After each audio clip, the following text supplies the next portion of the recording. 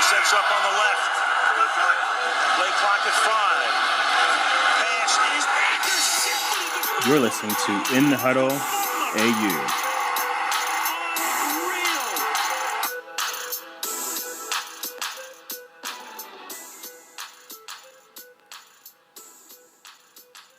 Welcome, guys, to episode 2. Today we have Tiggs. Hello. Drew. Hey. And JJ. Yep. If you missed episode 1, be sure to check it out on JJ's website, joshjenkins04.com, Twitter, Facebook, or our YouTube channel. Awesome. Today we are fortunate enough to be joined by Jason Bennett. He's going to be our first guest on the podcast, formerly of ESPN and Aussies Abroad. So let's just jump right in. Divisional previews. Season's about to start. Hallelujah. Pretty exciting. It's about time. I'm ready for the first game of the season, which I think is going to be a really good one. Absolutely. With the Super Bowl champion Patriots getting their trophy awarded to them at the game, it should be really interesting. And the assassin, as they call him. Is Goodell going to be there? Do you know? Is he going to be there to hand over the trophy? That's a He'll be on the field? He will. No. Oh, I didn't think. No, I'm just looking forward to seeing who Nate has predictions for his AFC West, South, North, and East to start. Yep, no, I appreciate that. So let's run through those, fellas. Mm-hmm. AFC North, I have the Ravens taking that. Oh, Wow. I got Pittsburgh. All right. I got the Ravens third. I think the Bengals are going to actually do something this year. Wow. And the Steelers will finish second, but will be the wild card. Yeah, that won't happen. And you, Tommy? I do have the Ravens due to the fact that Andrew Dalton is still behind centre for the Bengals. So old, dude.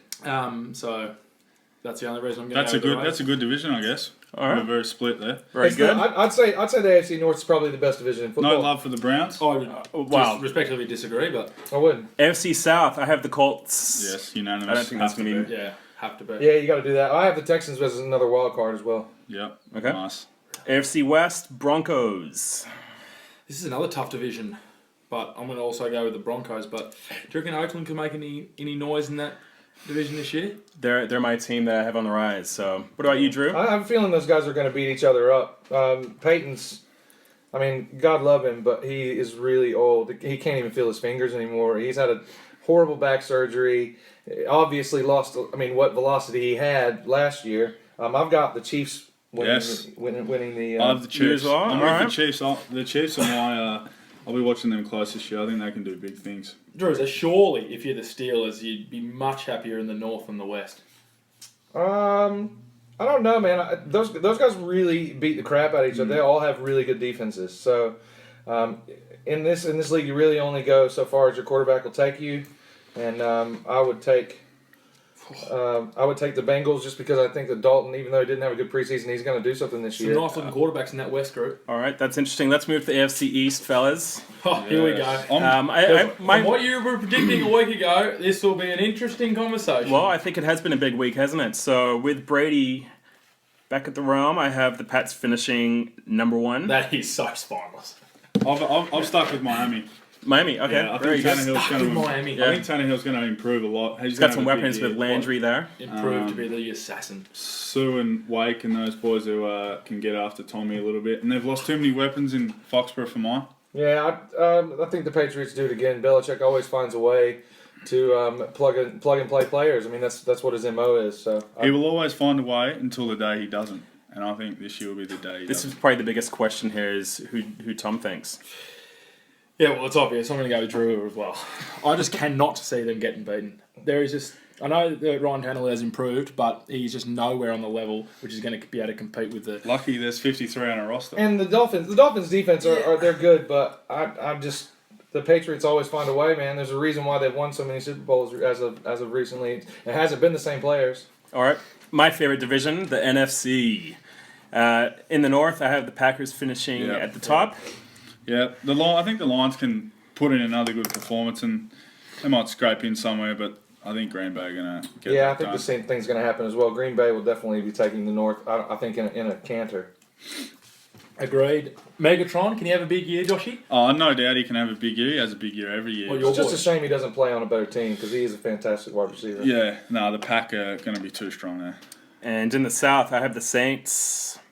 Interesting. I've taken the Falcons. I've got a little bit of a love affair for the Falcons. I'll admit that, but Yeah, I'll agree with you. I think Rise up, the Falcons. yeah, the Dirty Birds as they call themselves. I think they can. I mean, that's not a very impressive division.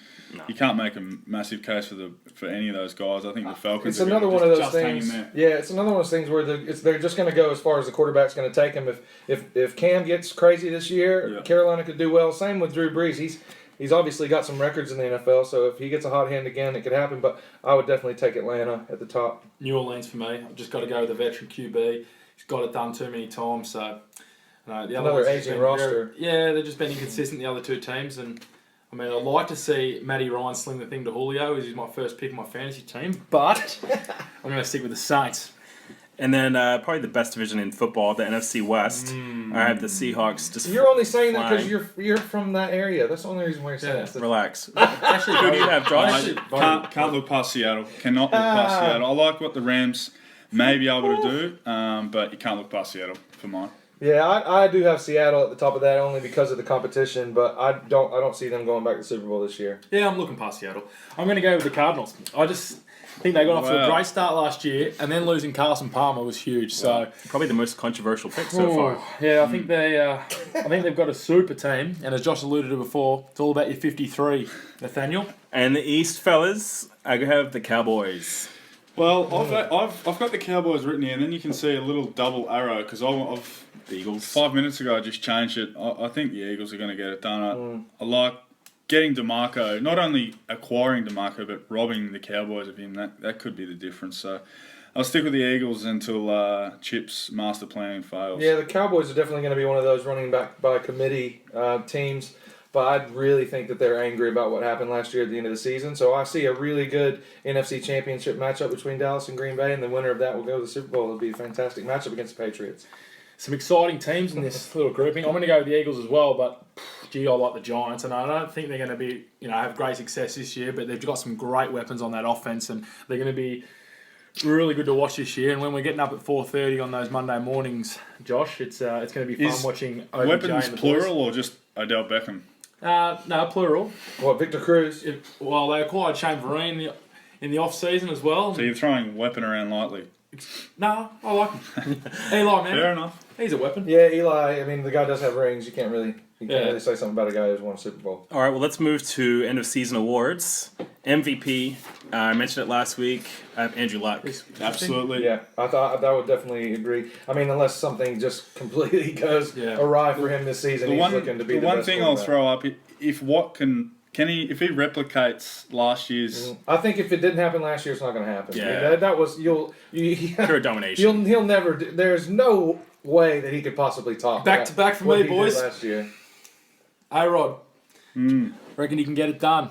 oh no doubt, he'd have to be my second favourite. Yeah. But I'm going to go with Luck, new kid on the block. Yeah, He Okay. was unhealthy last year, Rogers, and still won the MVP. Yeah, true. and he just It's lost a really good receiver. One less there. weapon. And Rookie of the Year, I have Drew's boy, Cooper. Yeah, Yeah, that's a good pick. This was tough. Ended up taking Melvin Gordon for no apparent reason other than he's going to get to play. yeah. He's They're out of going to game, give, though, they're isn't going to he? give him the rock for sure. But Cooper, the guy, I've watched Cooper play the past 4 years like religiously, and his route running, his quickness, speed, hands, leadership skills. There's no way this guy doesn't win. I'm serious. Put your money What school on. did he go to? He went to the Alabama University State. of Oh, Alabama. Alabama. I'm not sure because you haven't got the Tide. hat on. The first time I've never seen you Yeah, wear yeah, Alabama. yeah. okay. Well, I'm What cooking, about I'm cooking That's not- barbecue today. So What I'm about you, Tiggs? I'm not going to give us in-depth description of my my pick, but I'm going to go with Nelson Aguilar from the Nelson? Nelson Aguilar. Yeah, no, That's his brother. Nelson is his brother. Anyway, Aguilar Boy, Spanish. from the Eagles. I Trojan. spoke to our good man Paddy Stafford over in Philadelphia, and he reckons he's in for a big year. And at $13.50, Wow, I like that. All right. it's a bargain. Very good. And then Super Bowl picks. I have Seattle. I have a rematch, actually. I have Seattle versus the New England Patriots, with Seattle taking it this time. I'm with you. I got Seattle and I think Indianapolis will get there. I think Andre Johnson and Gore might be enough to get them to the big dance, but I think Seattle are going to win it. You call me crazy. Won it last year. I think Seattle's one and done in the playoffs. I think that Dallas and Green Bay challenge for the NFC spot. I'm not hating. I mean, we have Bama players on Seattle as well. Yep. I don't see it happening again. Their luck's going to run out. So One last now. So who you got? Super Bowl. I got the Pats and the Packers. Nice. And that is a matchup for all time's sake right there. Brady going out, one for the thumb. I think it'd be fantastic. Tommy? Yeah, well, I'm going to go with, in my NFC Championship game, I'm going to have the Green Bay Packers beating the Arizona Cardinals. And they'll be playing the Indianapolis Colts in the Super Bowl, I reckon. I reckon they're going to get the job done against Tommy B and the boys. Yeah, they've done it before. They're my team, but I just think that they're going to take their next step this year. It's good to see it show your impartiality, Thomas. Don't use big words like that. This is well appreciated. Well, there you have it.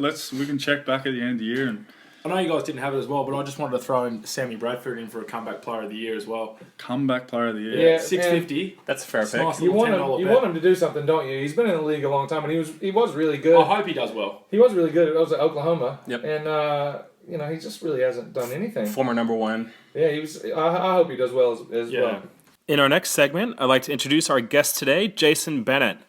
Currently a VFL commentator for Channel 7, he spent 6 years in the States hosting ESPN's Aussies Abroad. He has a unique insight as he showcased Australian athletes trying to fulfill dreams around the world. Tommy, take it off.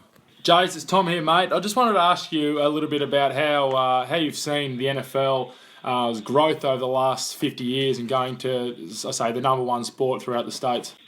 Yeah, well, certainly it's been the number one sport in the US for probably, the last close to 50 years now, I guess. It wasn't originally. It was behind probably the NBA and MLB, but I think the growth of NFL films really went a long way towards just positioning the NFL past those other sports. They built this mythology around the sport. They built these great documentaries and the blood and the guts and the combat and the stories around the game. Actually, people fell in love with that.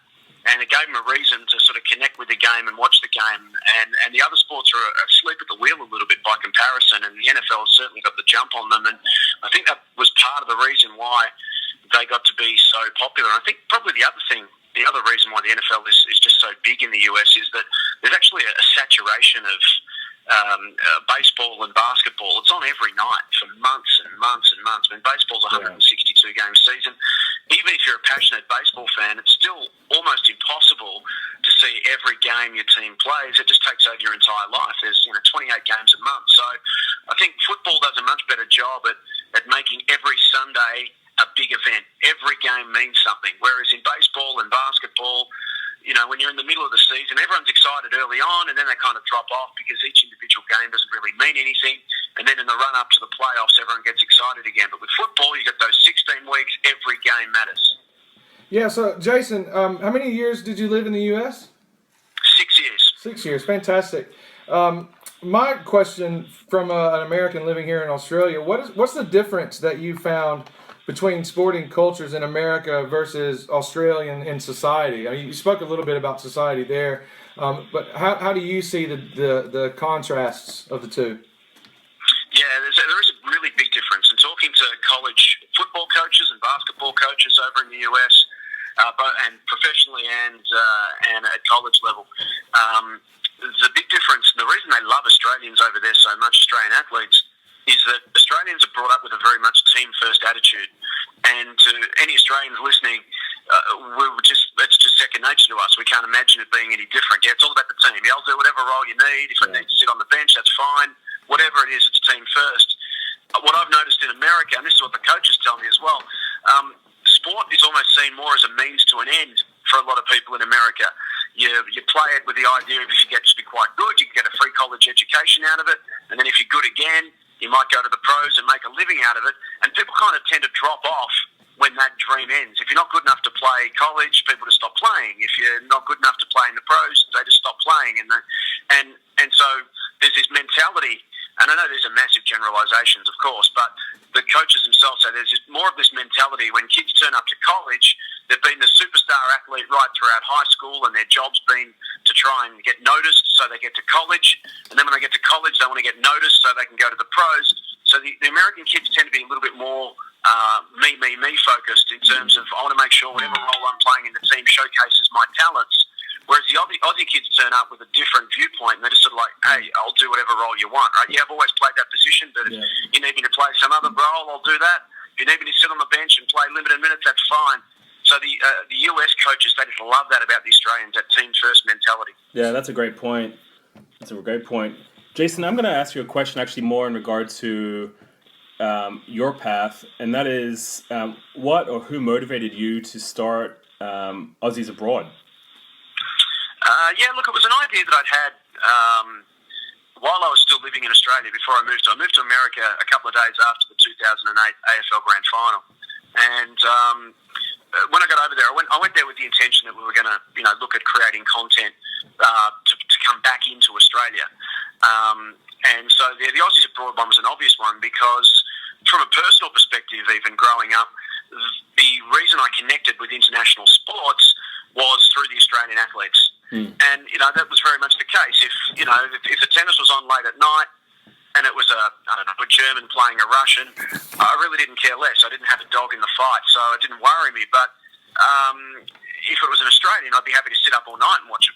But I need that emotional connection. I need a reason. I need a team to barrack for in any particular game. And so I realised that with ESPN having a suite of exclusively international sport, they didn't have any Australian sport at all. The logical connection there is to focus on the Australians, share their stories, and that gives people back here a reason to start following college football or college basketball or sports that are around the world. Because if you've got an emotional connection and a reason to follow, you're much more likely to take an interest beyond, just a passing fad. Yeah, definitely. Josh here. Just interested, obviously, you spent plenty of time in the States and, called for Fox Footy beforehand, but what lays ahead for you? We know that you do doing the VFL for Channel 7 in Victoria, but what's on the horizon? What lays ahead for you and your family?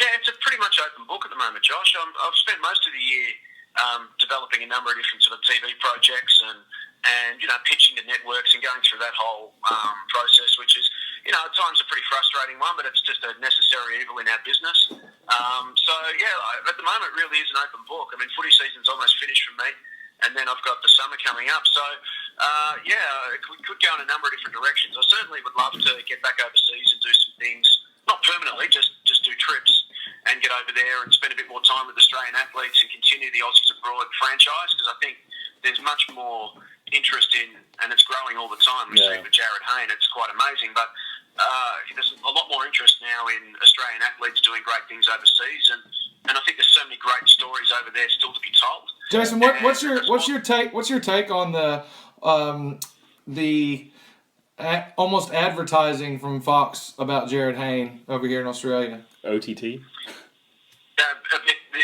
advertising. Well, you know how you see the articles on Fox Sports about Jared Hayne and the saturation. I mean, we've got at least 7 players from Australia playing in the NFL, and it seems that versus reality, I don't necessarily think that it's the same thing.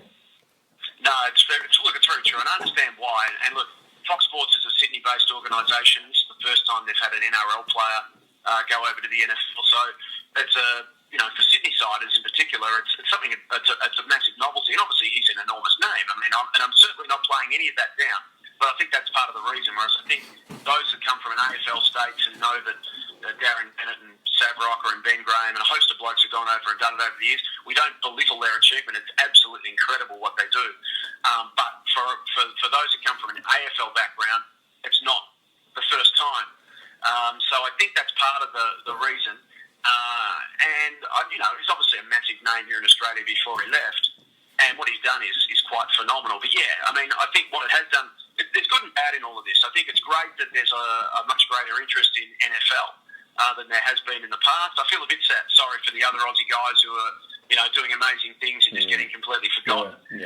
Which again is part of the Aussies Abroad philosophy. So many great stories, and there's so many out there to tell. Jason, But I also think we need a bit of perspective, because there's a lot of misinformation flying around, and there's a lot of people that have suddenly become overnight NFL experts that are just spreading the wrong information and almost inflating expectations and making life unfair for Jared and for the other NFL Aussies over there, to be honest. I think we need to be a bit more measured in our perspective. Yeah, well said.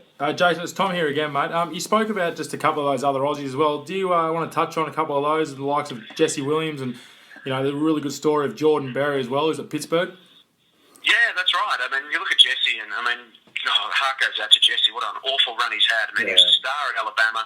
and got taken by the Seahawks, and then had 2 knee injuries, and now he's had kidney cancer, and somehow he's managed to overcome that and still front up for pre-season training camp and be involved in the pre-season games. And they put him on the injured list, which is a good thing rather than just cut him outright. He's on the injured list, and now he's got a couple of months to try and get himself from 80% healthy to 100% healthy, and just get a run at this. I mean, this poor guy has just devoted the last 6 or 7 years of his life and put everything he's got into this, and it just seems like every time he starts to get close, another hurdle just sort of smacks him in the face. But he's incredibly determined man, Jesse. He comes from a lovely family, and he's just going to keep powering through. So we wish him all the best. And that's an amazing story in itself. And then Jordan Berry, who went, he's been through the pro kick process down here in Melbourne, and with Nathan Chapman, and done a great thing with Nathan Chapman, and gone over and played college ball, and then went to Pittsburgh and was up against Brad Wing, and most people I think expected that that Jordan would give him some competition, but Brad would probably keep the job. But it just goes to show. I mean, there's no guarantees in the NFL at all, and if that's what have you done for me lately? And Jordan obviously punted better throughout the preseason than Brad did, so he got the job, and Brad got traded to the New York Giants, and hopefully Brad can get a foothold there. Yeah. But it is just, as you guys know, it's just such a cutthroat business. You can take nothing for granted at all. And even if you're Jared Hayne, I mean, they say in the league you play one good game, they get you 2 more. So for Jared, for all the hype and everything around what he's achieved, and what he's achieved so far has been amazing, the bottom line is, if he doesn't perform for the 49ers and he gets a few opportunities and things don't go his way, I mean, they'll cut him. I mean, there's no sentimentality to any of this. So, it's really just, I guess the point I'm trying to make with Jared is he's just made the team.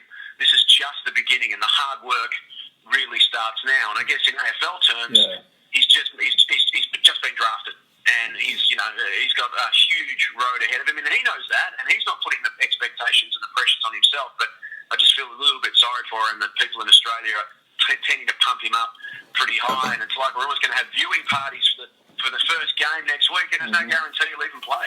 Yeah, it'll be interesting to see how that plays out, mate. We'll get you out of here on this. I know it's early, but the season's about to start. So, give us your Super Bowl teams for the year. Oh, jeez. Seattle. Okay, great. Oh, well done. Geez. You're probably my favorite guest. All right, thanks for the first guest we've ever had, Jason. So you'll always have that title, if nothing else. Thanks for giving us. As long as I'm not your last one, that's a good result. Yeah, true. Very true. Thanks for coming on and spending 10 or so minutes with us, and really appreciate it. And good luck for the future, buddy. Thanks, Jason. Thanks, Jason. Boys. Anytime. Thanks, Jace. Talk to you so much. We have a new segment this week that we're going to continue on throughout the year, and that is our 2-minute drill. So with the opening weekend of college football, we're just going to run through a few games here that stood out to us. Let's get into it. First is Michigan's loss. Cool. Tommy? Return of Jim Harbaugh. First game back. He's actually never won a starting game at a new team. Did not know that. Did not know that. That's a good stat, Tommy. It's an interesting stat. And and he was able to turn those rosters around, obviously, with the most recent in Stanford and the San Francisco 49ers. So hopefully big things for them, but unfortunate loss to start the year. Drew? Yeah. Sorry, Nate. Nate, we've got to get to your Huskies next. What happened there? Yeah, tough loss, looking really boring at the moment. Absolutely no flow on offense. Gave up 16 points in the first half. Somehow got 13 points in the second. Concern over our running game. Hopefully there's signs of improvement. So just a typical Washington Huskies year. Relax. You, Drew? Next, Bama bumps the Badgers. Yeah, so Alabama's got the number 1 toughest schedule in NCAA. Okay. They do. They're playing 7 ranked teams. They won 35-17. Look for Derrick Henry, the running back, who had 147 yards and 3 touchdowns to be a Heisman favorite coming in this week. Built like Cam Chancellor. Hawaii versus Colorado stuff up. Not exactly a headline act, but if you saw 6 seconds ago, Colorado were moving down to the goal line and the refs couldn't get the ball spotted. Time ran out. So that was unbelievable and embarrassing for the entire program. Longhorns got hammered. Oh. Sorry, Drew, we're cutting you off. 2 minutes. Longhorns got hammered, Tommy. Still got 30 seconds. They did. Charlie Strong, second year in charge of the Longhorns, and he might be the former coach shortly. They're pretty ruthless over there.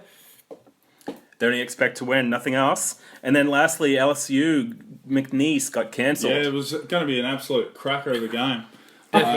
Is that game at Death Valley? Yeah, it was at Death Valley. Being Well, there, it wasn't going Tommy to and be I. in McNeese. Yeah. So Lightning cancelled that game and they're not going to replay it. So that was a shame. And hopefully next week LSU can chalk up win number 1. Very good. And a few things from around the league. Jared Hayne, He's made the 53, which is huge. well done, mate. Oh, that's what you're wrong with. Cam Chancellor, that's a concern in Seattle. Big concern for mine. One analyst has See, the G-men were making a play for him, but for Odell Beckham, was it? no, for Pete Carroll and co quickly squashed that. But they need to get a deal done. It's almost reached a point of no return there to stare off. Doesn't seem like it's going to end anytime soon. One ESPN analyst had them finishing third if it doesn't come through. I did see that. That's Yep. probably a little bit of a stretch. And then, of course, your boy Brady's back up and ready to go. Yeah, really excited to see what happens. It's kind of a revenge year, isn't it, for him? I think he's going to take it personal, and I really see them being very lethal on offense. Regardless, if your mom is playing wide receiver, they're going to score a lot of points. Your mom. Or a healthy Gronk. All right, so before we head off today, we need to run through our guarantees, Yep. our sure things. I'll go first, and I'm going to say that Jimmy Graham is going to have more touchdowns than Marshawn Lynch This week. Or this weekend. Jeez. Who are they This playing? weekend. Look at the Rams. Oh, at well, the Rams. At the The Rams. Rams. Jimmy Graham. Well, the Rams have got a nice defensive front, so Well, that's Is he playing wide receiver or tight end for the Seahawks? you ask him.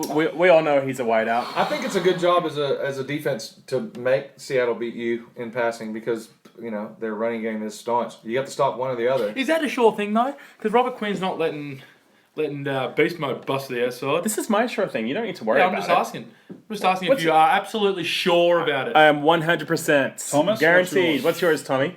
Mine is that Jared Hayne learns more week 1 than ever before because he'll have a front row seats Yep. to the return of AP all day. 100 yards and 2 scores for mine. Thank you. Wow, Well, Thank you. that's pretty good. Drew. So I'm gonna give you a sure thing on the battle of the Heisman quarterbacks, freshmen, rookies coming out here. Go ahead and take Mariota to upset the Buccaneers in Tampa. Or as Goodell would say, Mariota.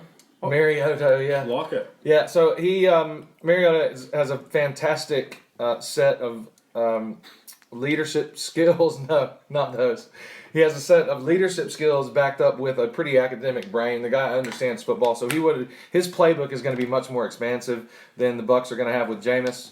I'm not saying Jameis probably is not that good, Academic. fantastic of a student or whatever, but I see Mariota, especially with what happened last year in the playoffs, really coming back and having a strong. and Mariota's got good wideouts, obviously, Vincent Jackson and Mike Evans. Oh, no, wait. Jameis has got those. Josh. Is this your sure thing, Tom? Correct. I'm going to go glass half empty. Oh, something different. I'm going to say that no quarterback in the Cleveland Jets game reaches 200 yards in the air. Oh, Think about it. how many quarterbacks are going to be? Could there be 5 quarterbacks in that game? It doesn't matter because none of them Go- are going to throw for 200 yards. It'd be like switching pitchers in a baseball game. Yeah, bring in the lefty. How Let's about gamble. bet of the week, fellas? Gamble. Let's gamble. I'll go first. I'm going to say Thursday night football, Friday morning for us. Tommy and myself are going to be able to sneak in that game, which is great. We'll be able to watch that before we fly to Melbourne. Now, I'm going to say Pittsburgh, head-to-head, $3.47. You can't go past that to beat the Pats. I understand why the Pats are favourites, but $3.47 is too juicy for me to pass up. For mine, the bet of the week, I like to play the points. I don't necessarily like to play the winners. And I would take the Pats, the Packers, the Panthers, all to cover, and the Chiefs to cover as well. So roll that into a parlay, and you'll make about $8 instead of your measly $3.49 for the Pittsburgh. Depends how much you're dropping. I bet $1, so it's all for entertainment for me. Tommy. Yeah, well, fancy that. I would bet a similar amount, but I'm going to say the Pittsburgh and Patriots game, obviously one which we're all going to be able to watch on Friday. But I'm going to take both teams to score under 52 points. I just think that Tommy B is going to be a little bit rusty. Had a lot to think about, and obviously with some of the weapons that Ben's missing as well in Martavis Bryant and Le'Veon Bell. I just think it's going to be not as high scoring as most think, and you can get that at about $2. Yeah, take the under on that for sure. Yeah, definitely. And I'm going to take, actually, the Giants beating the Cowboys. Wow. Dallas is a 6-point... ridiculous. It goes against everything you've said. Just listen to me for a second, fellas. You've said they've got no weapons, and then you've gone with Dallas all the way. I never said they had no weapons. Come on, pay attention. Dallas is 6-point favorites. However, Dallas is also now a running back by committee. I just have some concern around some consistency there. I think Eli's is going to come in and... You got fresh horses. Where's that at the game beginning of the season? It's in Arlington. Ooh, All right. Yeah. Wow. And then lastly, our pick'ems. I'm going to take Oakland at home over Cincinnati. Really? Yeah, that's Yeah. a good one. I've already... Cincinnati to win the division. I've already got Didn't it. say they're going to win season one. I mean, They're not going 16-0. Yeah, it's not game all one. the teams, you've taken Oakland. Oakland. Dude, Oakland's coming out fresh, man. Look, Oakland's got your boy, Derek Carr. Yeah. Yeah, it's You're true. adding Amari Cooper. Dalton's got going to take a Latavius little Murray while in the to back. come around. Dalton's going to take a little while to come around this season. Anyway. He didn't look good in the preseason at all. You, Josh? I'm going to take the Packers to beat the Bears. That's the obvious one, and for me, I'm going to go something a little bit different. Yep. I'm going to go with Josh's Dolphs via the Redskins. Oh, that's exciting. That is an exciting game, so I'll tune into that one as well. Very good. You, Drew? I'm excited about watching the Chiefs and the Texans, actually. It's the Texans' defense with Wilfork and Clowney and Watt, Cushing. That is just a lethal box to try to run in. So it'll be It's a a big really good box. game. And Jamal Charles is my running back, so I want to see how So good who he wins is. that? It's not a game you want to watch. What? Segment? Oh well, it is. It's a one. It's a 1 point game. I think the Oh, Chiefs. 1 point game. I think the Chiefs. No, it is. It was Chiefs will win by a 1 point favorite. safety. I think the Chiefs will just squeak it out. All Maybe by right, a we'll field just goal. have to... Next week, we'll make sure we lay out the ground rules of picking for apologies. Well, I think obviously, next week we'll also run through and see how we did on the short Absolutely. things. Yeah. Absolutely will. Well done, fellas. Well, that will wrap us up for episode 2. As we said in the introduction, be sure to check us out on Twitter, Facebook, or our YouTube channel. Also, Josh's blog, joshjenkins04.com. Great for... it was great of Jason Bennett to give us some of his time and come on and have a chat. Yeah, that give was us an fantastic. insight into what he got up to in the States and what he's doing moving forward. So hopefully we can continue to get some good guests. That was Tommy's guest there, so hopefully us three can come through. And Yeah, nice job, Tom. Way to Tom go, came buddy. through on something. Yeah, as always. So, yeah. Until next week. Let's go. Well done.